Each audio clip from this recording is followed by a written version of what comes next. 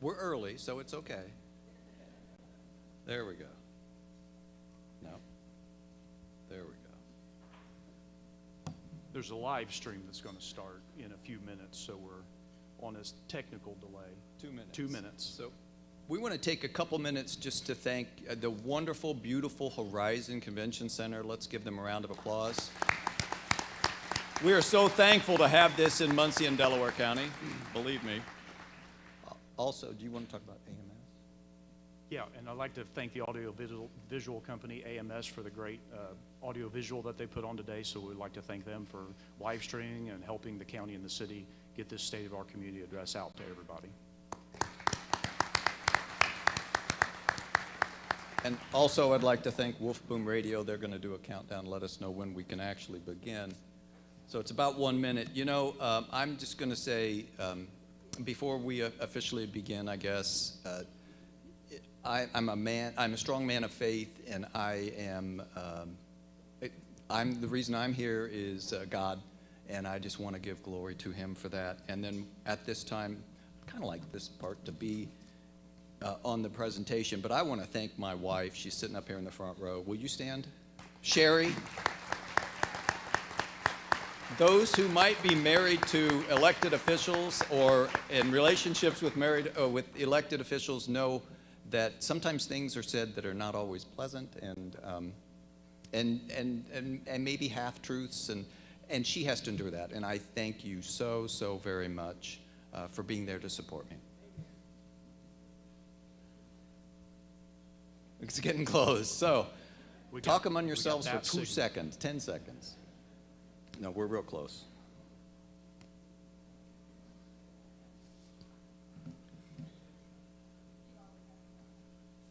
"30 seconds.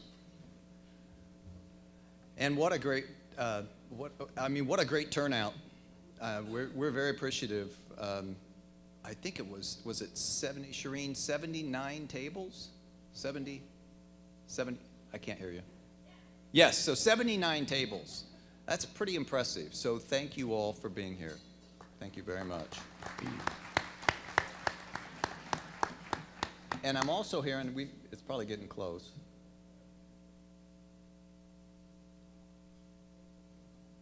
Welcome. I'm Mayor Dan Ridenour. I'm Commissioner Stephen Brand. And we are here to do the State of Our Community event, which is the City of Muncie and Delaware County combined. You'll find that we'll also talk about some of the small towns as well.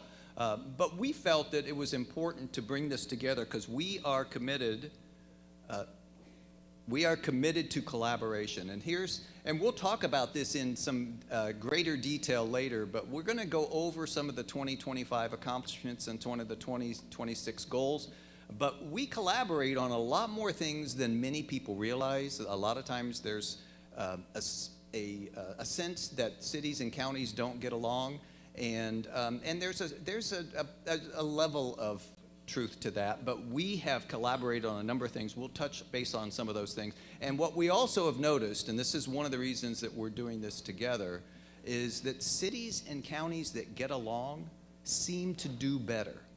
And what we want is Muncie and Delaware County to do better.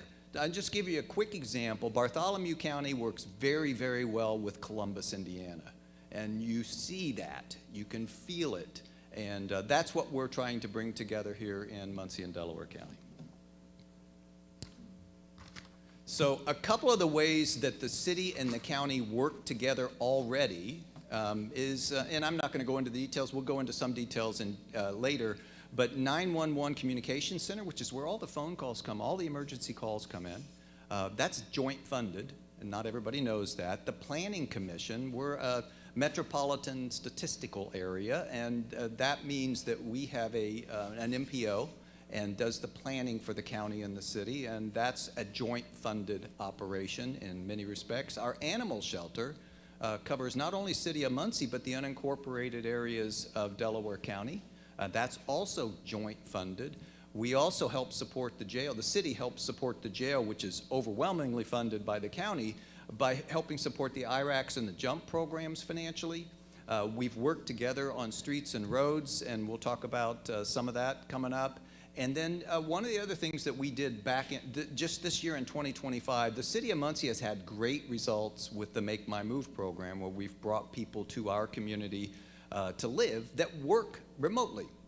And that was the purpose. But we came across this idea and Make My Move, and there are Make My Move people here. You might want to raise your hand, I don't know if you want, but there are Make My Move people here. They allowed us to expand our program to include anyone with a Muncie address. Not all of the Muncie addresses are inside the city limits. So before, we had to tell those people, I'm sorry, you're not in the city, we can't help you. We felt like that was bad for Delaware County.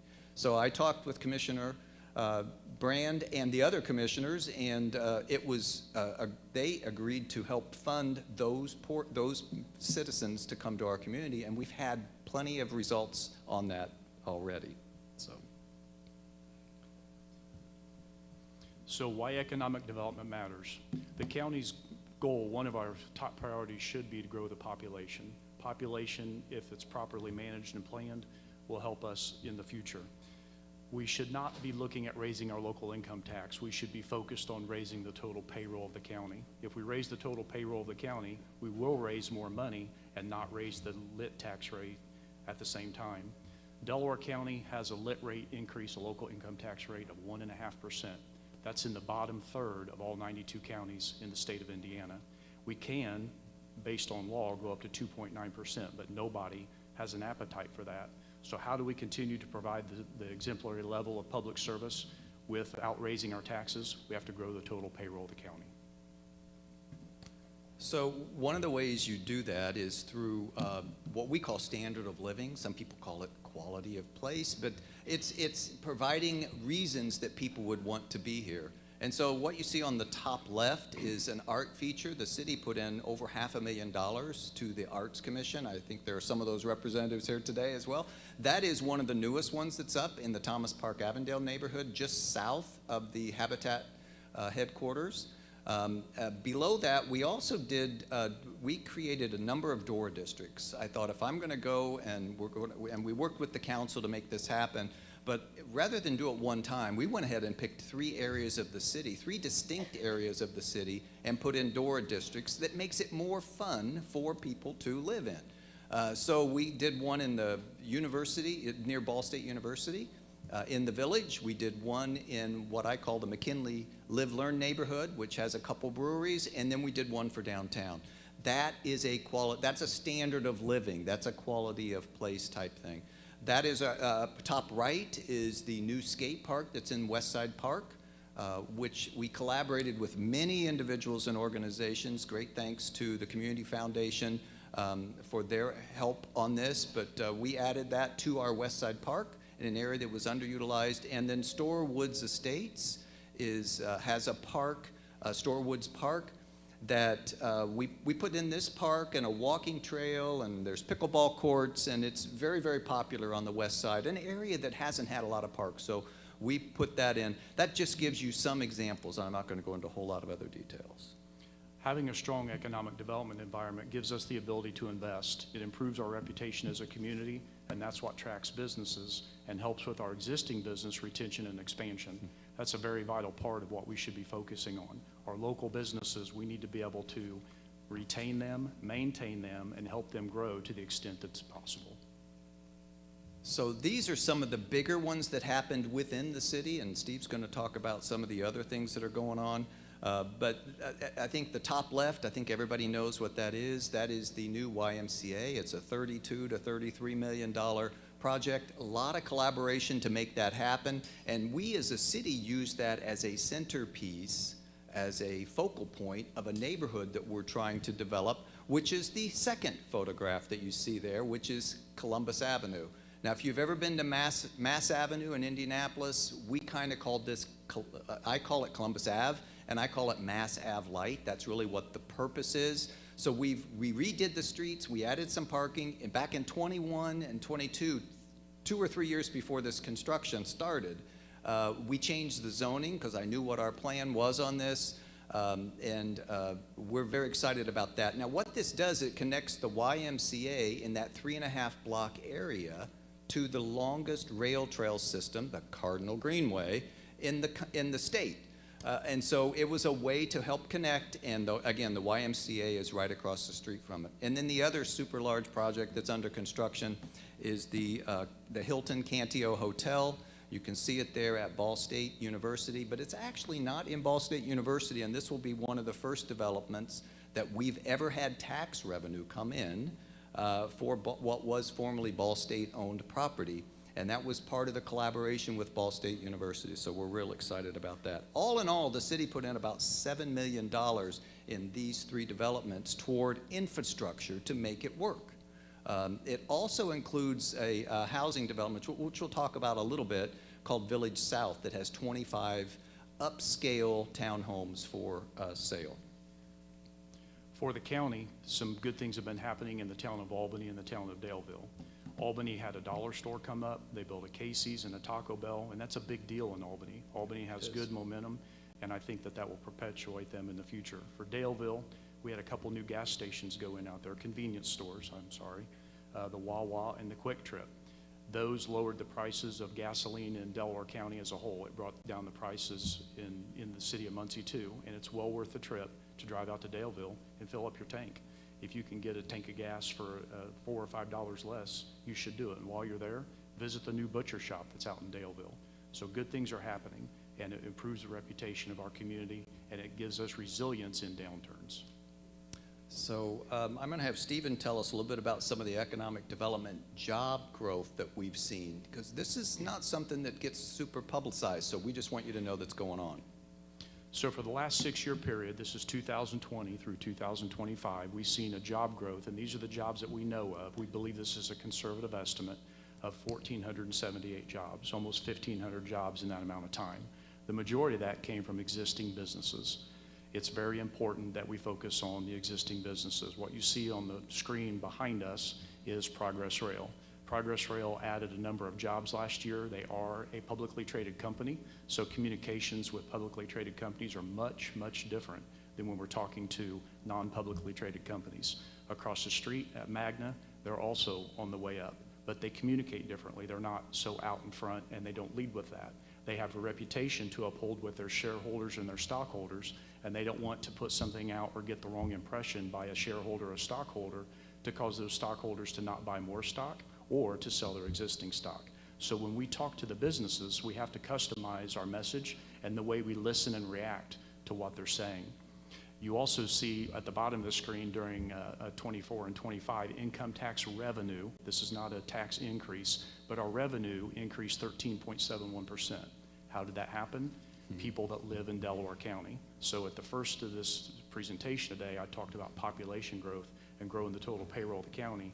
This is a direct result of getting people to live where they work and spend where they live. These are a couple of the folks that we visited during BR&E visits this year. BR&E stands for Business Retention and Expansion. The county commissioners, along with our economic development partners, conducted over 100 business retention and expansion visits last year. And as a result of each one of those, we were able to put things in motion to help those companies progress and thrive. Economic development growth, I'm going to talk just a little bit about what I classify as our major opportunities for the county. So you'll see on the left of your screen, data management, otherwise known as data centers, and on the right-hand side, energy generation. Those are the major opportunities that we've seen coming to us in the last 14 months. We've had 7 companies that represent data centers that are looking to do something in East Central Indiana. Why is Delaware County so attractive? It's our infrastructure. The infrastructure for power transmission and electricity to get conveyed in cost-effective ways. They want to locate close to the utilities, and our gas. We have a lot of natural gas from CenterPoint Energy that crisscrosses our county, and they want to co-locate next to those opportunities. We see with the data management companies, these are billions of dollars worth of opportunities that don't only create construction jobs for 3, 5, or 7 years, they will create long-term jobs that are good jobs over the long term. So the goal would be to get folks here during construction, they're here for 3 or 4 years while they're building, and get them to fall in love with our community and get them to live here. But we have to have housing. That's the key. We can generate jobs, but we have to have housing. Now, we are coming from a situation where we had 25 to 30 building permits for new housing in a 10-year period, maybe. Really, what happened in 2007, a lot of our local developers went out of business when that crisis happened, and we had challenges getting national companies to come here. So we've got a couple things on the screen. One is development. It's our second with them, and we're working on a third, and the county is working on one.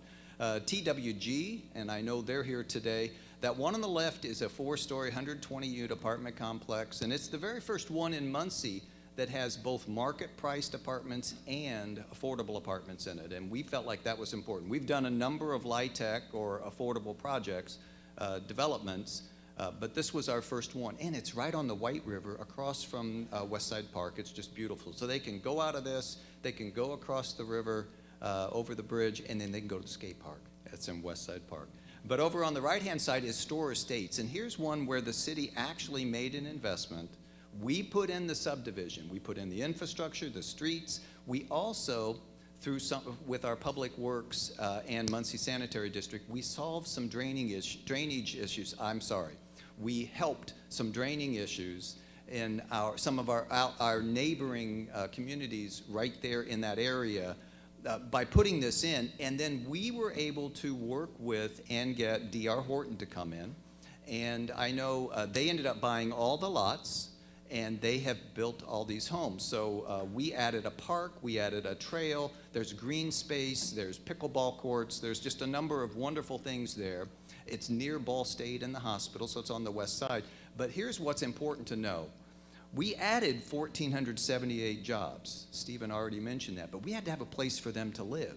So the city invested and put in this without a developer to do it. There was a little bit of risk there, but I think when D.R. Horton said we're going to do it, they said we'll probably build 4 to 6 houses each year for the first year, and it'll probably take a few years to sell it out. It sold out in 5 months. And that caused D.R. Horton to now look at other properties, and they've got a couple more under contract. So there's more things coming from builders to help provide opportunities for those 1,478 people who are working here, some of which do not live here, to have them opportunities to move here. So we're real excited about that. In fact, in 2025, we added 599 new residential units. Now, when I say 2025, it either got completed in 25, so it may have started in 24, or it started in 25. But the little dots on there, or the little marks on there, are where things are. Now, that includes not only city property, a portion of that is city property, but if you look at the one that's at the far left, that's in Yorktown. And they have a project called it's called the Michelle, and it's by a local company that's doing, that's an 82-unit apartment complex that's going up. If you haven't seen it, it's real close to the Burger King, McDonald's out there on Indiana 32. And then Foundry Row is another one that on the very furthest south is not in the city limits, but that's another TWG project that's being developed. But there's so many things. We've got a number of them, so there were 13 altogether, but it covers many parts of the city, and that's what we were excited about. It covers a number of different areas, meaning some are for home ownership, some are for rental, some are affordable, some are market, and that's what we've been trying to do. We're trying to have as many people move to Muncie as possible to help solve the income issues that we have as a city without raising taxes. So that's what our goal is. We also appreciate the other development partners such as Trademark and TK. Those folks do things quietly in our community every single year.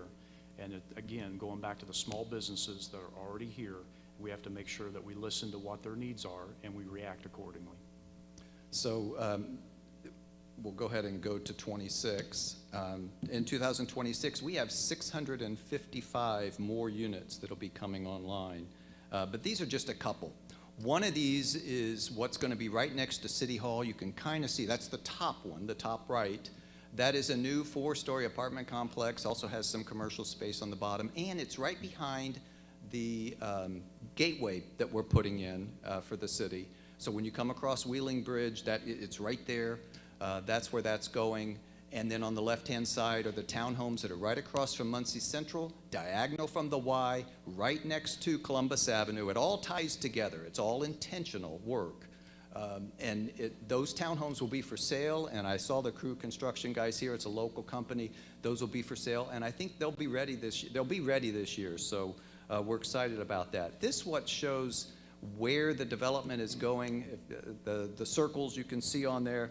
There's another 655 coming in, and that includes a D.R. Horton subdivision that's going in. Should start groundwork in the next 2 months, I think. That's what they told us yesterday in a meeting. So roughly 2 months from now. That's at Morrison, at the roundabout at Morrison and Jackson.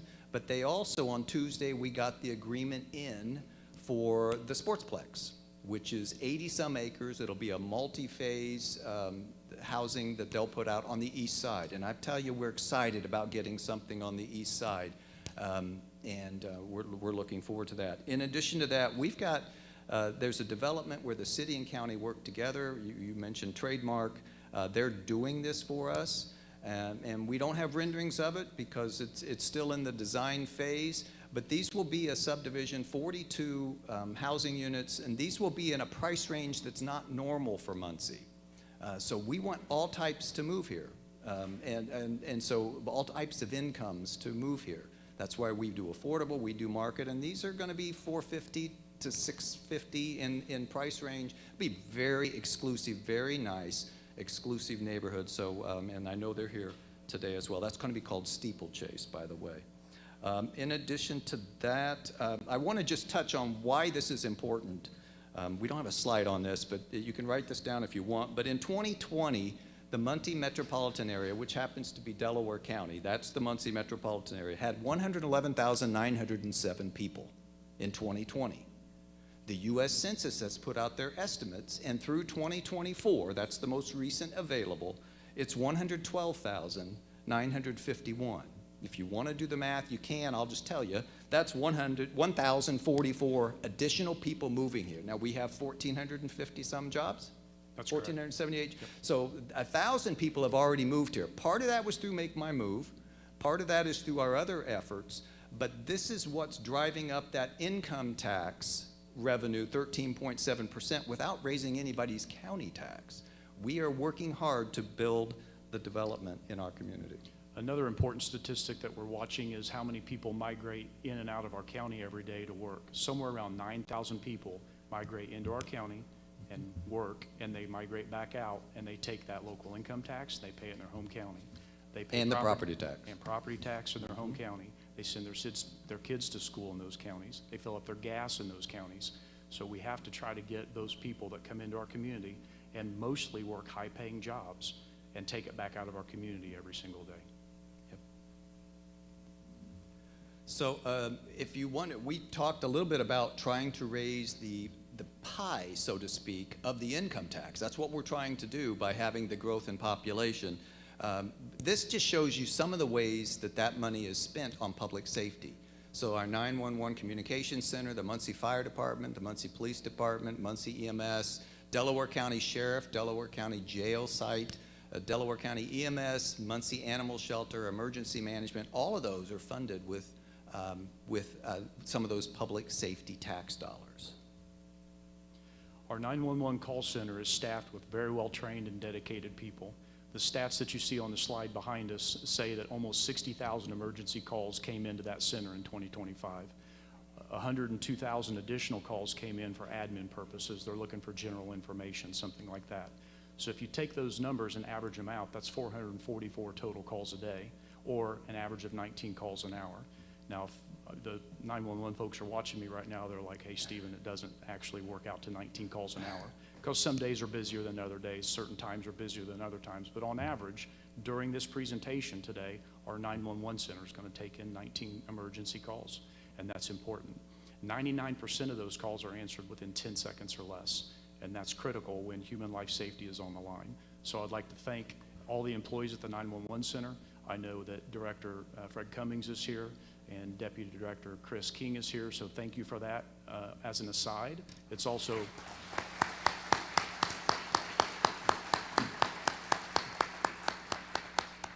As an aside, it's also Fred Cummings' birthday, so if you see him, tell him happy birthday. Do you want me to sing? Should we sing, Fred? We got a big no. We'll pass. Okay. Next, our public safety, our emergency management agency. This is critical. This is ingrained into all aspects of our county. Being trained and ready for any type of risk is necessary. So the goal of any leadership is to anticipate and mitigate risk. And you can see that in 2025, they completed 4 community emergency response team trainings. They also had a grant-funded hazard mitigation plan. I hope to see that hazard mitigation plan coupled with a commerce study that is also going on right now and a migration study. This will tell us what's coming in and out of and traveling through our community every single day, and we don't realize it. We're blessed with 3 exits on Interstate 69.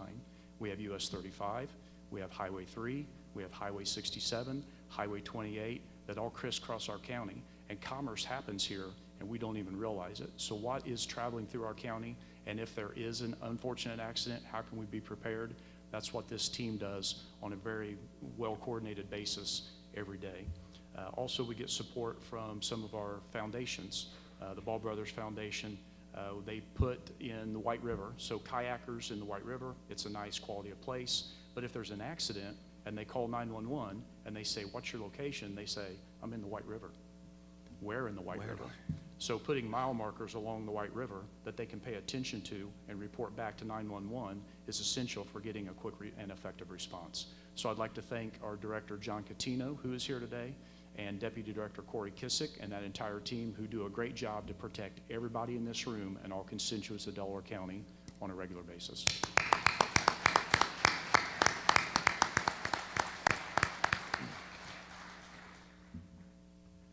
Next is our Sheriff's Department. The stats on the slide here highlight a federal inmate program that was started under our current Sheriff, Tony Skinner, back in 2021. Inmates are bringing in somewhere around $490,000 back in 2021, and you can see that in 2023, we started housing those inmates and bringing in an additional money of $685,000. For 2024, that revenue reached a $1.5 million level. In 2025, almost $1.7 million. Those revenues help offset the expenses of operating our jail and don't put the entire burden directly on the backs of the taxpayers. That federal contract is up for negotiation in 2027, and I'm very confident that our new sheriff, whoever that ends up being, will do a good job along with the commissioners of negotiating a contract that allows even more federal inmates to be housed. I would say on average right now we're housing around 50 a day, something like that. And the jail on average probably houses maybe 380 to 400 people on a regular basis. That's for all reasons, pre-trial, et cetera. And we anticipate an increase in the per diem, further offsetting the expenses that come to the county. So our sheriff and deputy chief are in the room today. I'd like to thank Sheriff Tony Skinner, Chief Deputy Jeff Stanley, and all the men and women that do a great job in the Sheriff's Department, the road patrol, jail commander, all the jail team, investigators. I don't want to leave anybody out, but let's give our entire public safety a hand. Is that good? So inside the city limits, we have the Muncie Police Department, and they're here in force, and we appreciate that greatly. If you look at some of these numbers, there were 50,900 calls in 2025 that went to the Muncie Police Department. What I like about that number is it was down a little bit, but the other part that's important to understand is only around 200, which is 0.4%, had any type of what they call use of force. And it wasn't meaning gunshots, it just meant you had to corral somebody. Most people, and it is a reflection of the training hours that have been spent at the Muncie Police Department, most people are able to solve things in a very easy way without any type of use of force. 0.4, and that was also reduction, 0.4%. That was also a reduction from the year before. I also want to note that 10.7% of our police officers are female. We have 10.7% are minority as well. We have 4 victim advocates. We have 2 different community engagement officers. They go around to the neighborhoods and help connect and make sure those relationships are strong. And then we also hired and utilized 2 different social workers who are employed by the police department. And that helps a lot with the unhoused, those who are having emotional challenges at a particular time, and they are just doing incredible things. And there was over 18,056 hours, that's exactly what the chief told me, of training that was done in the Muncie Police Department. And I think it shows with that 0.4%. Let's give our police department in Muncie a round of applause.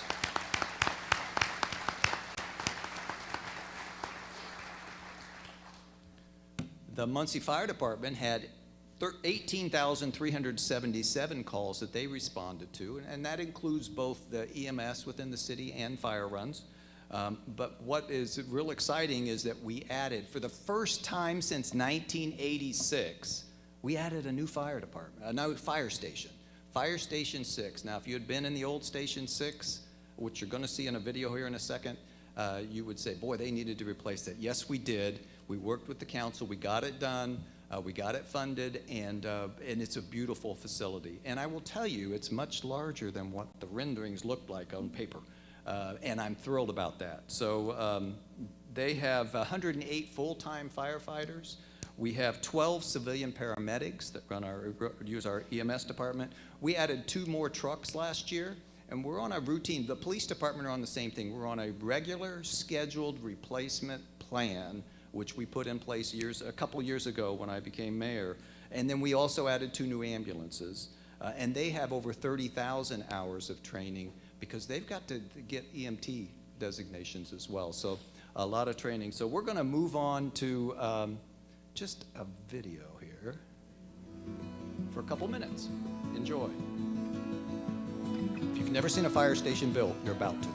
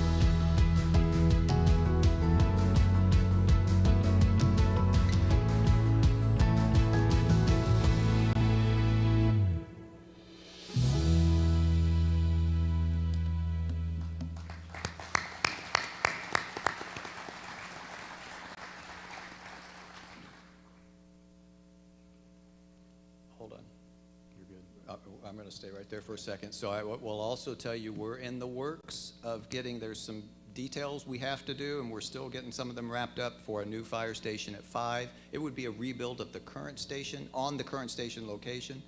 And we also have started the process looking into what can we do with our police department because they are cramped and ineffective in their current location. So we're just trying to see.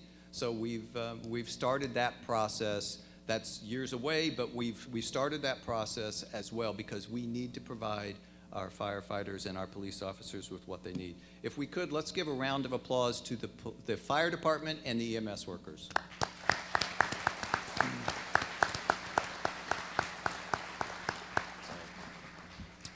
So as it relates to public safety and essential services, the county has purchased some additional equipment, in 2025 to improve the quality of our roads and the safety of our travel.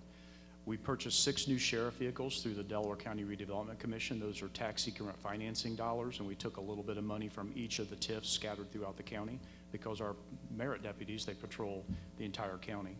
The County Highway Department, the Delaware County Redevelopment Commission funded a crack sealing machine. I've talked to a couple folks that have been with the Highway Department for decades, 2 and 3 decades, and we have not ever really had an official planned, structured crack sealing program. This is important. We can do it year-round. It's a preventive maintenance measure, and it will extend the life of our roads by maybe 2 to 3 years, get us out of that perpetual preventive maintenance cycle and get us into a more proactive cycle. A county highway grade-all, we purchased an additional grade-all. It was a used piece of equipment, so we saved the taxpayers some money, but there was another county that had one for sale, and we jumped in and funded that. The debrushing and the guardrail equipment, it's important to get this brush away from the sides of the road, so when people pull up perpendicular, they can see in each direction to pull out safety. Line of sight is important, and the roots that grow from the brush in these trees messes with the foundation of our guardrail and the berm on our roads and streets. Also, our Delaware County Emergency Management Services, we have an ambulance re-chassis. So an ambulance has a predetermined life. They're tough miles, although they're not many miles. And you can either put a new chassis under a box or a new box on a chassis. And we have that going on in 2025. We now have a new county engineer, a degreed professional engineer, and we purchased a vehicle so he can get around the county and do his work. A new supervisor truck that has some additional features to it so we can do some work. Also, the bottom 4 here were used pieces of equipment. We needed a larger trailer. We did over 90 culverts in 2025, and we needed a bigger trailer that was heavier duty and longer, and the highway department found a good used trailer, and they went out and bought a used trailer. The second grade-all, as I mentioned, was used from an adjacent county, and the bottom 2 were a partnership with the Muncie Sanitary District. They had assets that they were going to divest, and we talked to them about getting a Peterson truck. That's one of the big trucks that goes around with the claw and picks stuff up. Those trucks were critical during the Selma tornado. Everybody came together, the highway department and the Muncie Sanitary District sent those units out there, and when the highway department saw how effective and efficient those claws were picking up that debris, they wanted one. So when the Muncie Sanitary District decided to divest, we paid a fair price for both the Muncie Sanitary District and the county, and we brought that Peterson truck into our staples. And also a street sweeper. This is necessary for maintaining our bridges. We're supposed to be sweeping our bridges on a regular basis after salt is applied. The faster we can get that salt off there, the more it extends the life of the bridge. And now we have a sweeper that the Muncie Sanitary District was going to divest that we can deploy to maintain our bridges. The county has a lot of bridges, and every bridge in the county is the responsibility of the county commissioners, including the bridges inside the city limits. So I think that's something that's maybe not completely understood, but there's a bridge inventory that happens every 4 years, and every bridge gets assessed, and they're classed 1, 2, 3, 4, 5, worst to best. The top 3 classes of bridges, if we were to address those, there are about 37 bridges on that inventory. It's about $60 million. So it's a lot of money to maintain our bridges, and the fiscal responsibility and the way the commissioners have done it in the past, and we will continue to do it in the future, is quite amazing. So next I would like to invite our State Senator Scott Alexander and our state representatives J.D. Prescott and Elizabeth Roray to the stage to give a tribute.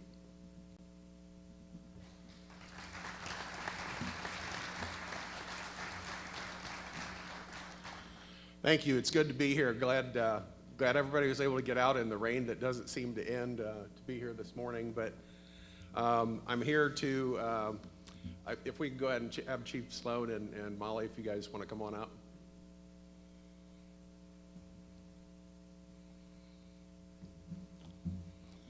Earlier in session, we passed Senate Joint Resolution 4, which was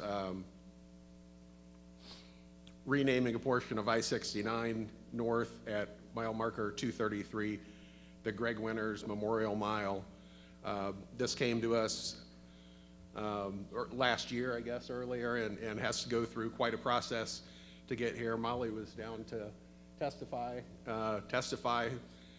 several different times in committee and then on the Senate floor. So today we're presenting that resolution to Molly and her family.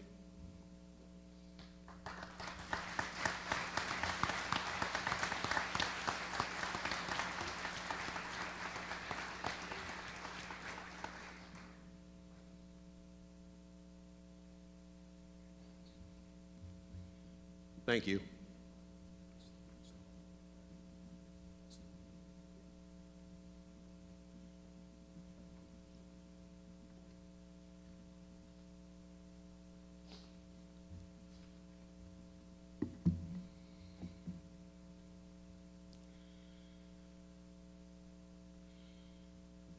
I want to thank, on that first resolution, I want to thank Chief Sloan for all of his work on that too. He was down at the State House several different times.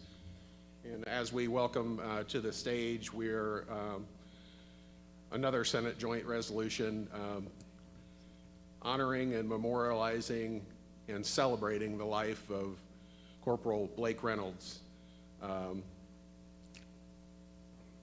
This was a tough one for this community, for sure, and I know the sheriff's office was hit pretty hard on this one, and it's an honor to be able to pass this resolution with the help of Representative Roray and Prescott to get that through on the other side in a very timely manner. So I'll go ahead and present this resolution. Allison? Over there.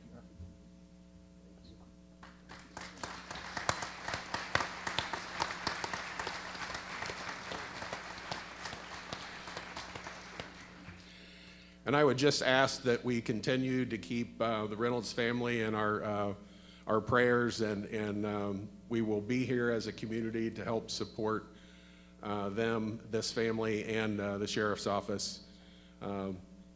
Thank you very much. And thanks to Sheriff Skinner for all of his work.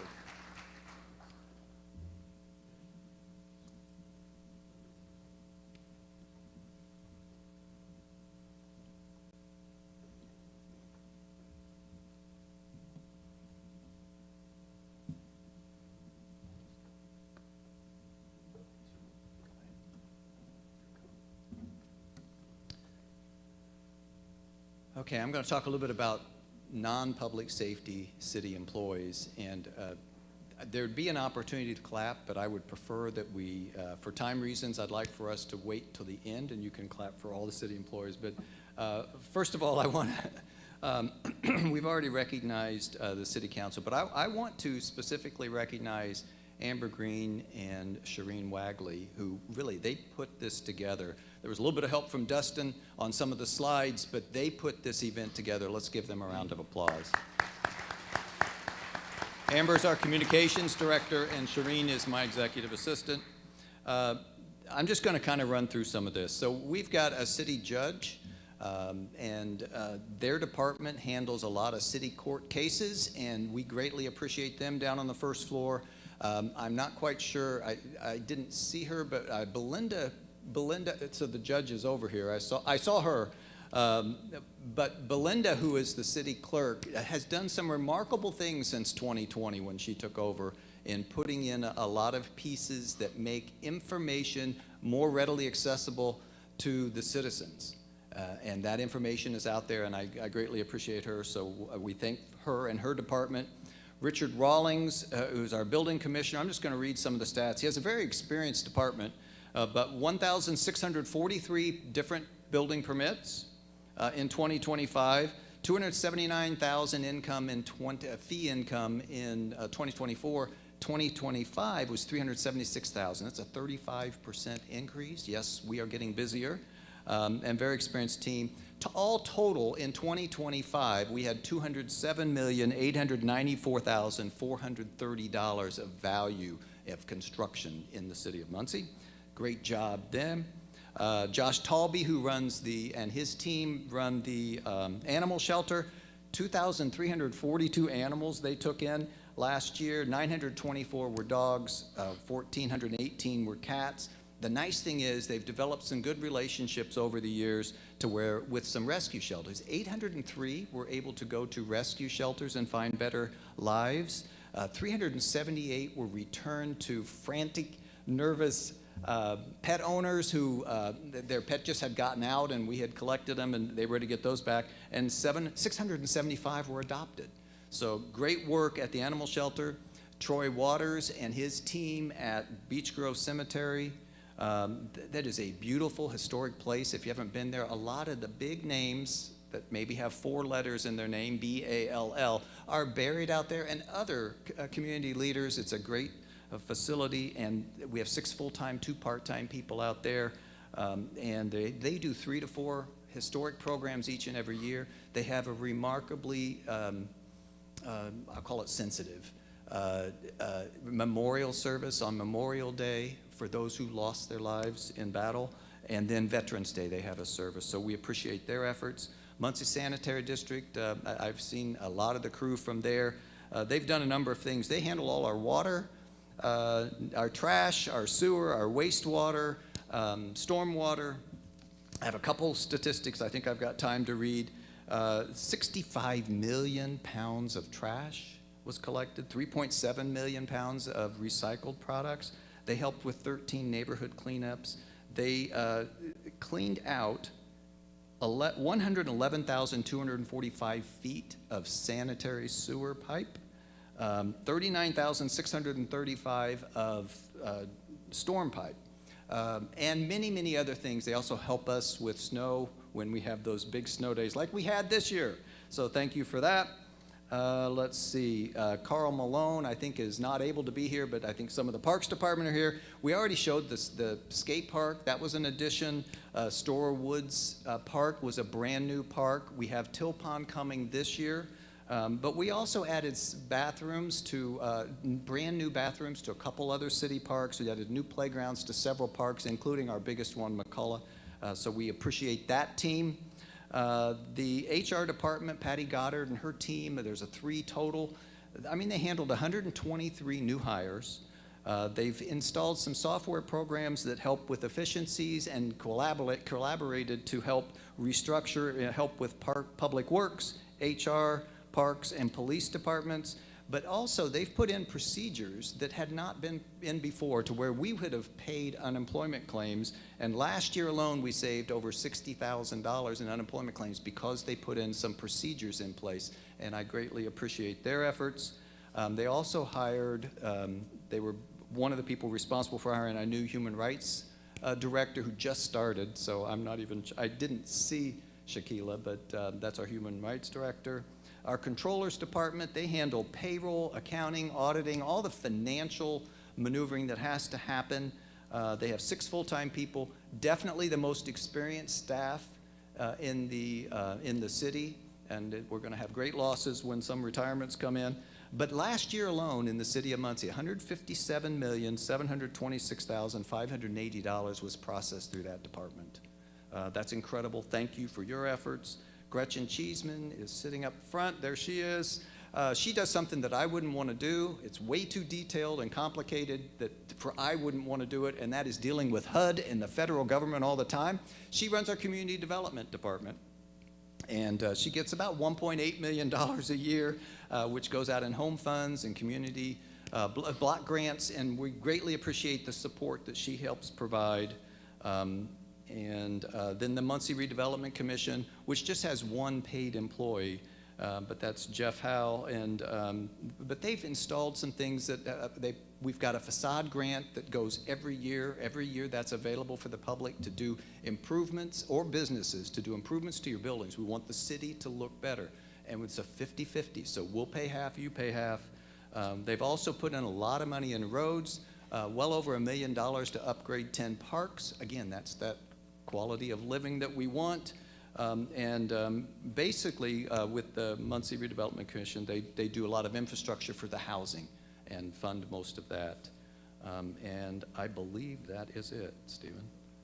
So this next series of slides are very important, and we're down to about 10 minutes, so I'm going to go a little bit quicker than I had anticipated. But this is a catch-up slide reporting for the county. So over the last 5 years, the period 2020 through 2024, the county has maintained almost 770 lane miles of roads. The county has about 780 road miles. Lane miles are a singular direction. Road miles are one direction, irrespective how many lanes it is. And the graph that you see, the yellow highlighted roads, which was put together by Kyle Johnson, I appreciate it, gives you a graphic image of the number of roads that were done in that period of time. Please, next slide. So, there we go. Yeah, there you go. And so for the city, So we've got the yellow or the city. Now, some of our roads are multi-lane, so it might be 4 or even 5 lanes wide, so it looks a lot smaller than the county. But we did, our major ones in 25 were West McGalliard. We did that, which is our busiest road. Meeker was big for us on the south side, Burlington, and then we did University, and then 19 others, so we did a number of them. We also purchased in the Public Works Department, and they're here as well, and we purchased another larger paver, a triaxle, a loader. We put in a new signal building. They generated $110,225 in fee permit revenues as well, so we're very appreciative of them as well. And at the bottom there, you can see Delaware County paved a little over 42 miles of roads and chip and seal, and the combination of fog seal, about 71 miles, and those are represented on the graphic that you see in green. And then this is what's coming up in 26 for the city. The big baby is Tillotson. It is going to be a mess, and there's a lot of clapping for Tillotson to happen. It's also 4 and sometimes 5 lanes, but we needed federal funds to make this happen. It's more than, this is a $6 million project. It's more than we have in the budget for that department. So we could do nothing and maybe do that with no employees. Not going to happen. But it's ready. The Fed funds are there, and it's going to be a few blocks at a time. I don't know whether they're starting at 32 and going up to Ball State or starting at Ball State and coming down, but all of Tillotson will be done, and we're real excited about that. 2 other big ones or a few other big ones. Adams Street from all the way through the Old West End, through downtown and into the east side. We're doing all of Adams Street, so that'll be nice. We're doing some more work on MLK. We've been doing a lane as we have the fundage. And so there's more lanes we're going to be doing on MLK. And then South Walnut, we've done most of North Walnut. We're doing the rest of downtown. But then we're also doing from 12th Street down to 23rd on South Walnut, and then 20 more other streets.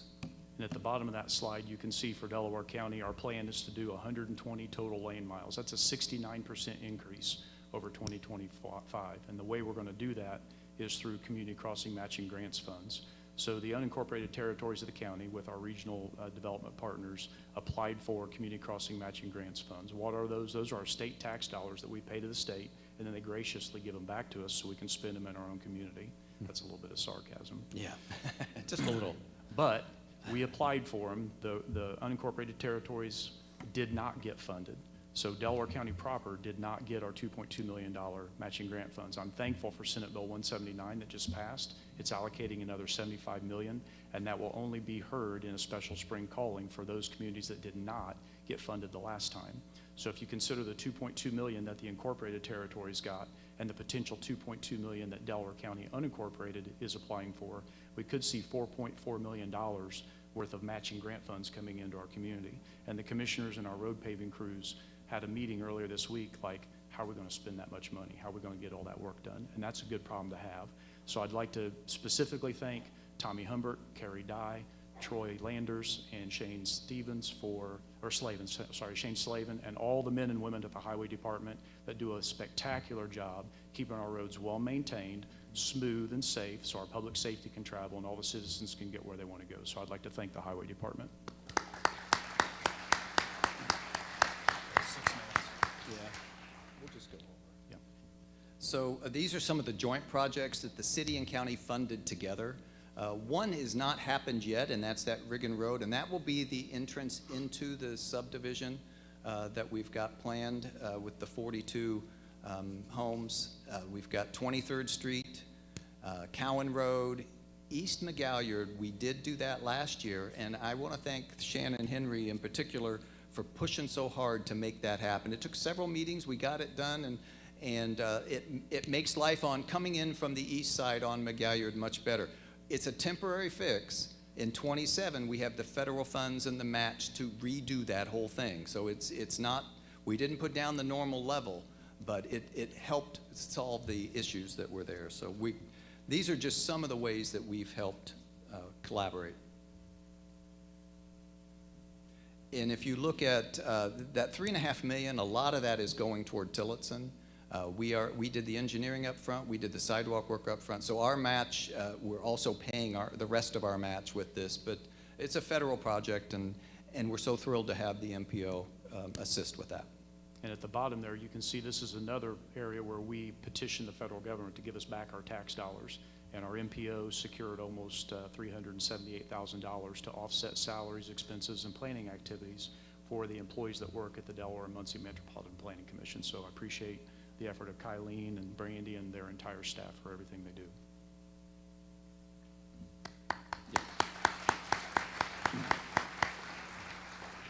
These are proposed NDOT projects. Everything on green in the county you can see are proposed NDOT projects. So at the top, the very top of that map, you can see a green dot way up there. State Road 3 and Eaton Albany Pike, that's been a dangerous intersection for a number of years. There's currently a light and a stop sign there, and it seems to have, for the most part, it's changed that tone of that intersection. So whether a roundabout actually ends up there or not, I don't know.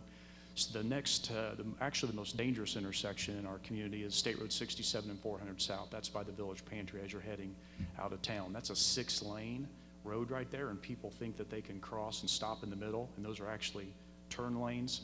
And they studied it for a stoplight, didn't think it was appropriate, studied it for a roundabout, don't think it's appropriate. So right now, the plan is what they call a reduced conflict intersection. It's a fancy way of saying a J-turn. It reduces the potential conflict points where you would have a right angle crash.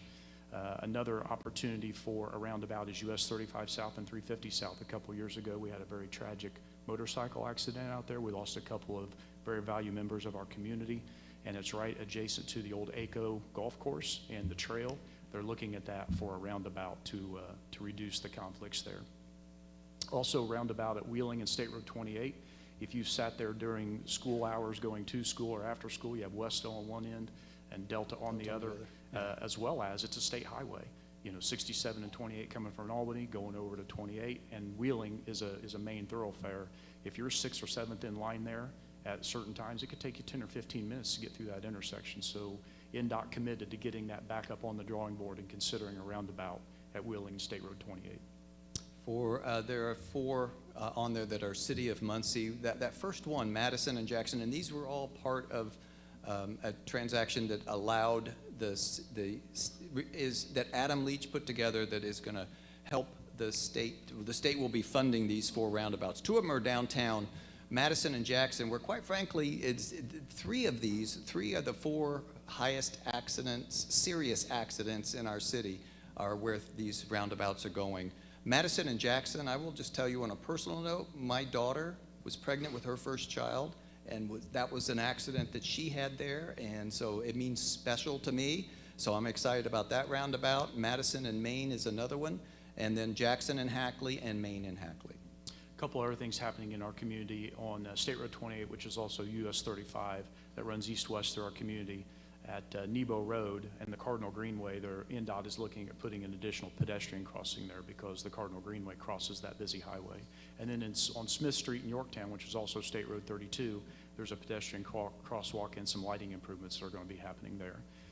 Real quick, I'd like to thank everybody that's been watching us on live stream. I believe that live stream is going to drop here in about 60 seconds, but we're going to continue with the in-person presentation. So everybody that joined on live stream, thank you for tuning in.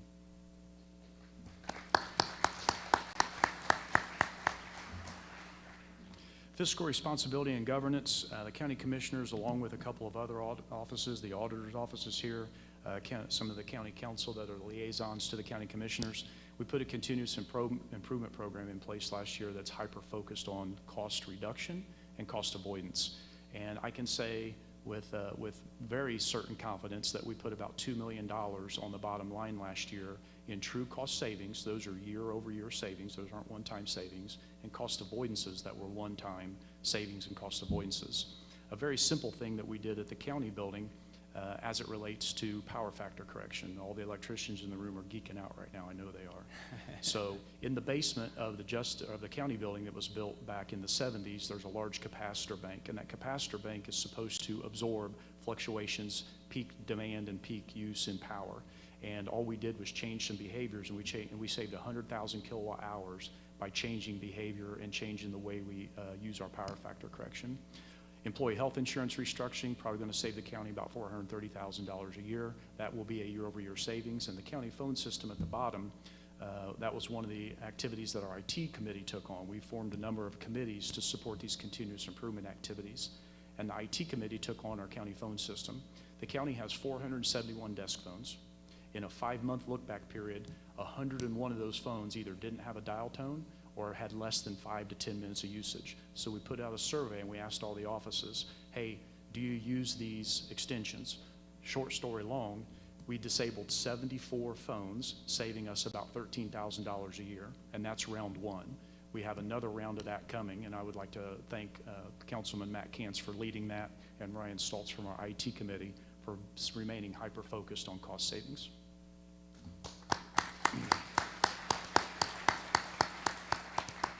A couple other things we had to do this year. We had to restructure some of our departments due to retirements or voluntary exits from the county. Our Human Resources Department, Lee Royals here, I'd like to thank Lee and Josh for all the hard work they're doing to maintain the service to the county employees. It's not easy to restructure a department and not have interruptions, and I would say that we had very few, if not minor, interruptions in Human Resources, so thanks to Josh and Lee. In engineering, we had a very long-term county employee, Angie Moyer, left. Angie knew everything about everything, and she was difficult to replace. It took us about 6 months, but I mentioned earlier that we hired a professional county engineer. His name is Dean Thomas. We're really glad to have Dean. He's a Rose-Hulman graduate, and he is integrated right in there very well with Heather Beard, who is also a long-term county employee and knows everything about everything. If I want to know anything, I call Heather. And the IT department, I mentioned Ryan Stoltz earlier. The county for decades has outsourced IT through a contractual service, and the owner, the proprietor of that contractual service, elected to retire. He told us early in the year last year.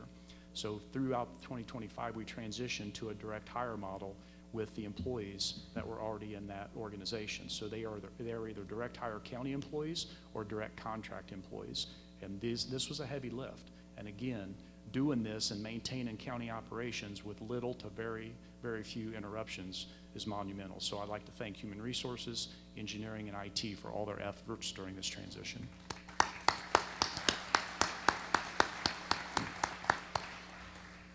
So a lot of those things that they were working on, we had to do some of those in the beginning. When we took over, the street department, for example, was negative $1.9 million in that account, and the state would not allow us to participate, and because it was the second year negative, would not allow us to participate in any of the road funding. So we had to pay that back. Just a quick reminder that we had to do that. But you can see we have increased the rainy day fund we're increasing it in 24, 25, and 26. That's already been done. It's already been put in there. And then the general fund balance has increased. Those dates or those years are not correct, but we increased 23, 24, and 25, the general fund balance. And we have not borrowed for one housing development that we've done. And you're seeing 1,250 units. That doesn't count what was done in 2000 to 2020, or 2020 to 2023. We don't borrow. In fact, we have reduced the city's Muncie Redevelopment Commission debt by over $15 million. We try and be careful with taxpayer money, and we're very proud of that, to go from $58 million in debt to $43 million. So we'll move on. But I did want to touch on a couple of things. Income taxes, the way cities are going to be funded in the future according to the state rules that as they exist today.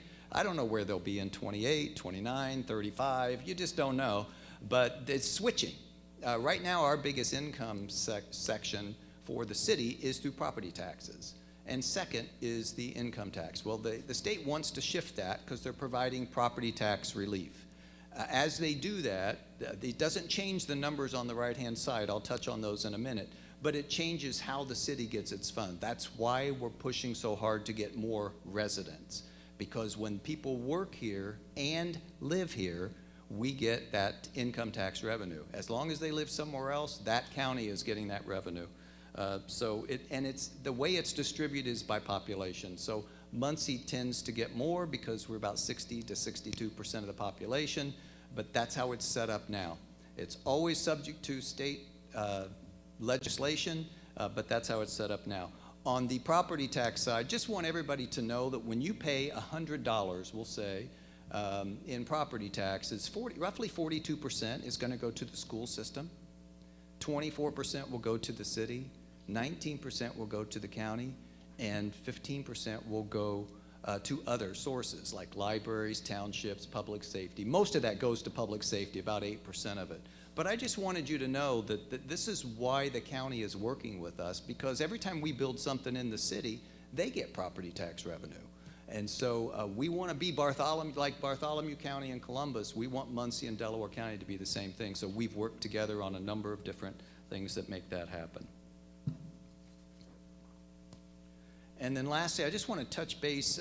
We use the edit funds, which is part of the local income tax. It's not an additional tax. It's part of the local income tax. And I just want to show my first year, it was only $90,000 was given to nonprofits. And the reason, when I say given to nonprofits, these nonprofits all serve a purpose that we as a city don't have the personnel or the experience to handle. And so it's very important that we prop them up and help them as best we can and try and do it in a way where it's not program related, it's operational, so that they can hire the people to do these jobs.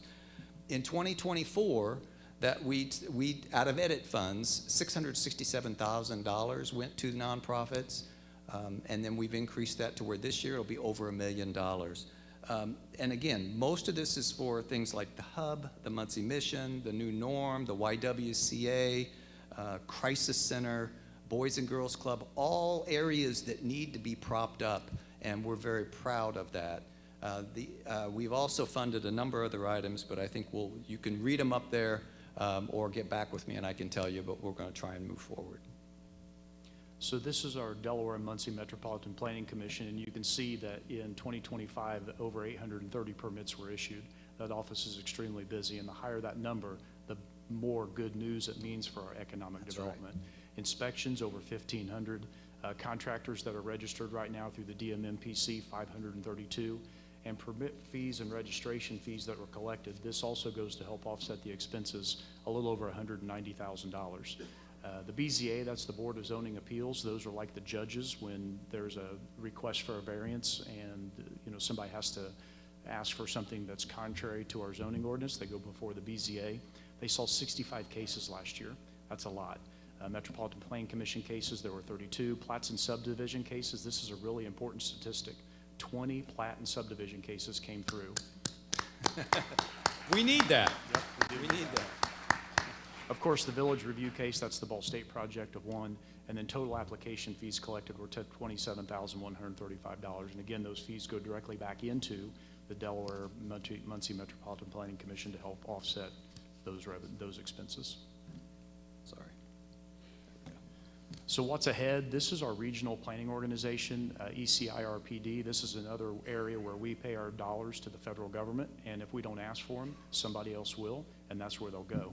So the Department of Transportation has a rural and tribal assistance program, and we've applied and we're awarded $780,000. It's coming back to the regional planning organization. That's Blackford, Grant, Jay, and Delaware County.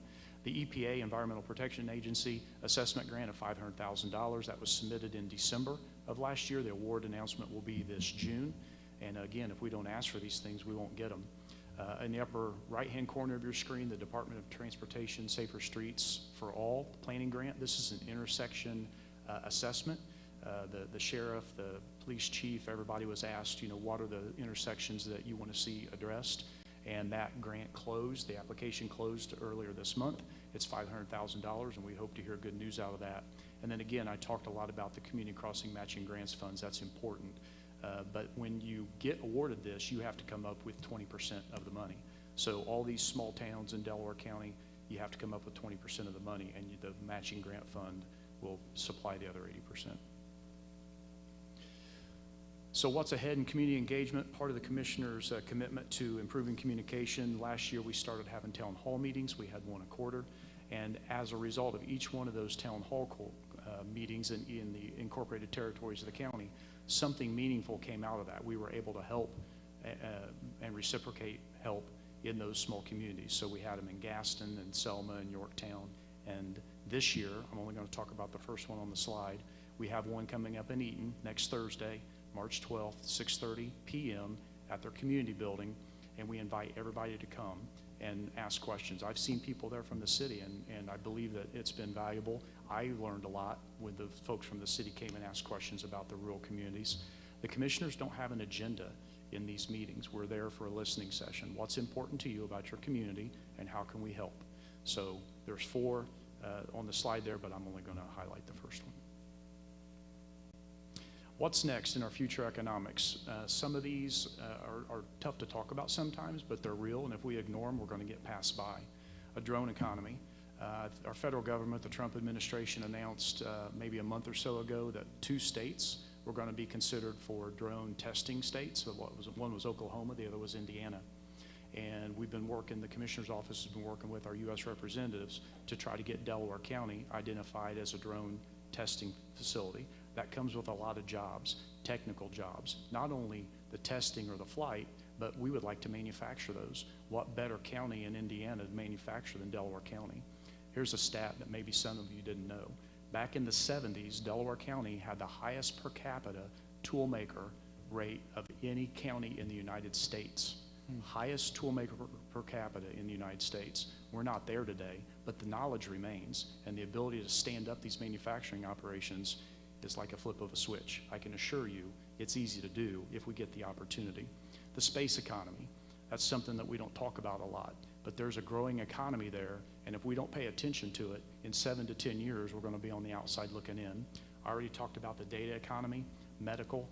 We have good medical services here, but we should be looking at manufacturing and producing things for the medical market. We're more than capable. We have companies here that do electronics all the time. We have companies here that make hoses and machine things. We can do these things. Energy generation, I talked about that. That's natural gas-fired power plants, small modular reactors, and advanced reactors. And those come with a lot of non-negotiables from the commissioner's office.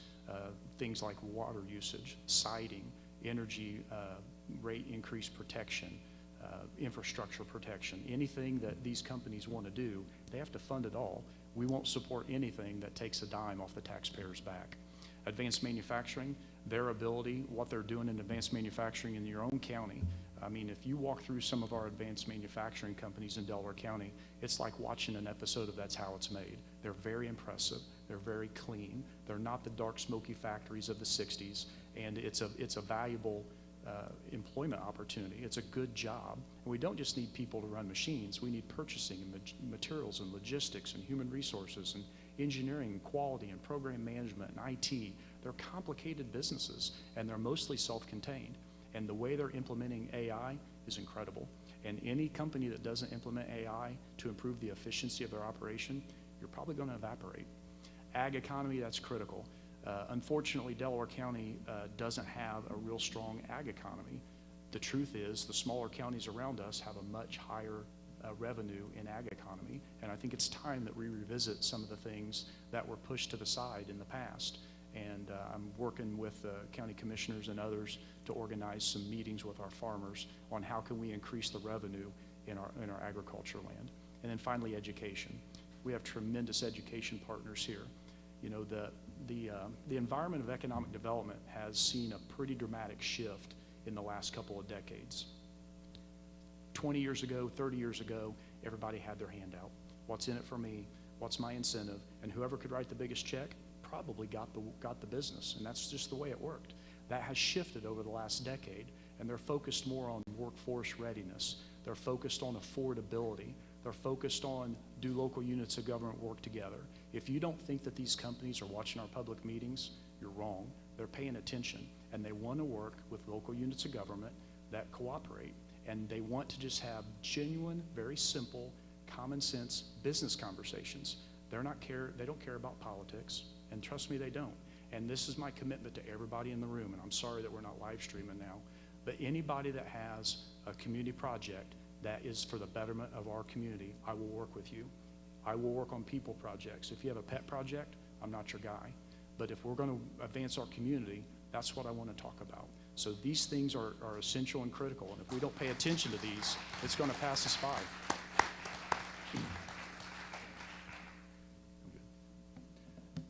So I'm going to close with the big picture, and then Stephen's going to wrap it up. You know, as I look at this, we have 8,861 by the most recent data of people who drive into our county or our city to work. That's something we have to address. We have increased 1,478 jobs. We need to make sure that we're not just bringing in jobs, but do we have the options for people to be here and therefore contribute to our economy? That's the big picture.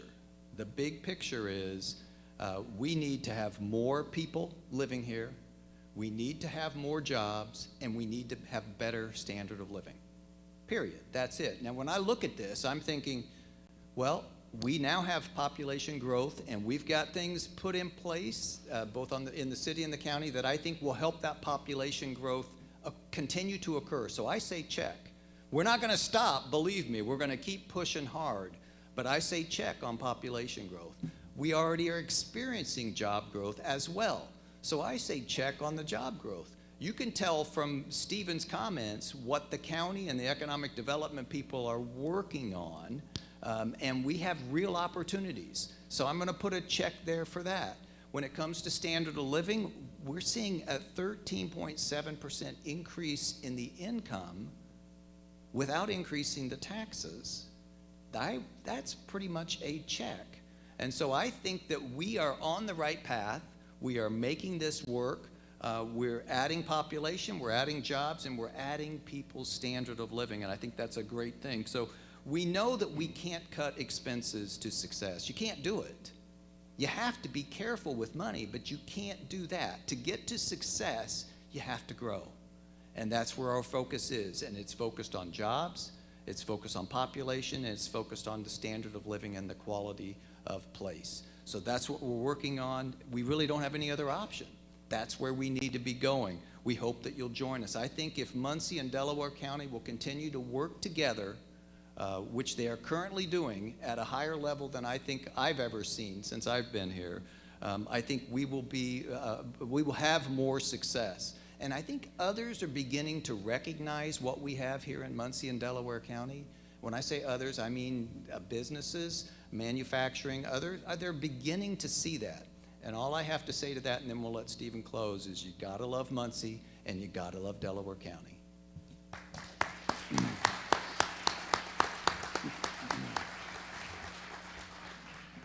The reindustrialization efforts of America are real. Even including the tariffs that were in place last year, world trade grew 4.4%. A lot of that's coming back to the United States. Is the United States going to be ready? I don't know. But I can assure you, if the commissioners have anything to do with it, Delaware County, all of Delaware County is going to be ready. And we have to be real about what's going on. I'd like to thank the mayor for inviting the county to participate today. I'd like to thank my fellow commissioners, Commissioner Sherry Riggin, probably one of the most popular people in Delaware County. I don't think anybody loves our community more than Delaware County. I'd like to thank Commissioner Shannon Henry. Mr. Henry is a good man. I've watched him effortlessly and very casually move chess pieces across the board over the last 14 months to connect meaningful things that make big changes in our county. And I appreciate Commissioner Henry very much. So thank you, Commissioner Henry. I'd like to thank all elected office holders, irrespective of where you are, and all local units of government. Thanks for what you do. It's not easy serving, so everybody in the room, and I'm sorry everybody's not watching, but it takes a lot to put your name on a ballot and get out there and run and take the heat. And everybody that's sitting in an office today, I appreciate very much so. And it's not easy, trust me, but I have a low need for approval, so we'll keep going. I want to thank all the employees of Delaware County. I want to thank all employees of Delaware County. Anybody that works for the county, what you do every day is critical, providing these essential services to the citizens of Delaware County and Muncie alike, and all the incorporated and unincorporated territories. So thank you to all of the employees of Delaware County.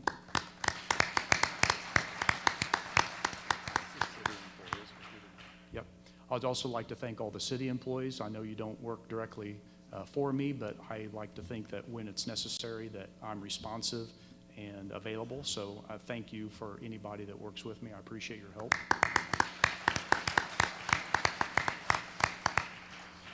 I'd especially like to thank Kyle Johnson. Kyle Johnson is in charge of our communication. He's our GIS director. He suffered through with me and my skills, I guess, lack of skills, putting together this presentation. So thank you, Kyle Johnson, very much. I appreciate it. Thank you. I was trying to choose the right word there. The floral arrangements on your tables can be taken. I think there are 75, so please take those with you. And they are government funded, by the way. So make sure you take advantage of that. But thanks to everybody. I appreciate you being here today on such a humid and wet day, a day that's only suited for a duck. So maybe we have a little bit of duck in us, but thank you very much for coming. I hope you learned something. I would appreciate your feedback. If you have feedback for us on things that you'd like to know more about, I'd like to hear it. So thank you very much. Thank you all.